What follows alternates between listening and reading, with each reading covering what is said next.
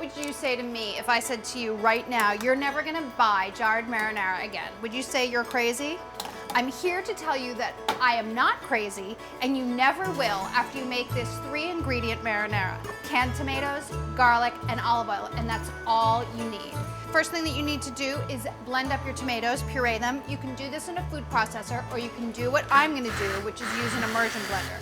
I just take my immersion blender and stick it into the can, make sure the blade gets below the level of the juice or the juice will go flying, and then just puree away. And it literally will take a matter of seconds to reduce your whole peeled tomatoes and juice to pureed tomatoes. And that's it. Could not be easier, could not be faster, could not be any more fun. Then you need 4 cloves of garlic. They're supposed to be minced, but I'm gonna use a garlic press. I just wanna press my garlic cloves directly into my pan. It just saves on cleanup, but I like to do it this way because the garlic basically dissolves into the sauce, and for my kids, that's preferable. Add a couple tablespoons of olive oil, and then just saute it until it's fragrant. That shouldn't take more than 30 seconds. You don't want it to get brown.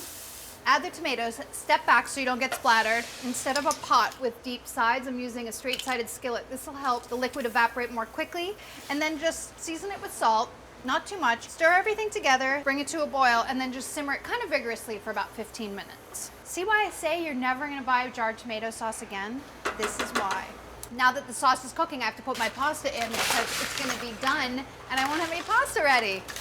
I'm gonna want something to eat with this delicious sauce. All right, we're good. Pasta's done, sauce is done. I'm gonna save a little bit of pasta water, per usual. This isn't really about the pasta, but you know, you gotta do what you gotta do.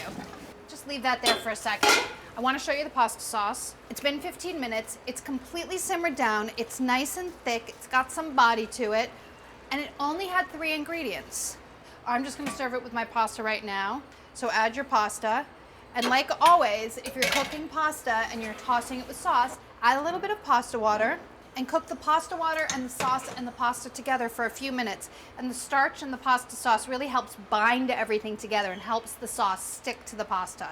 It's a great trick.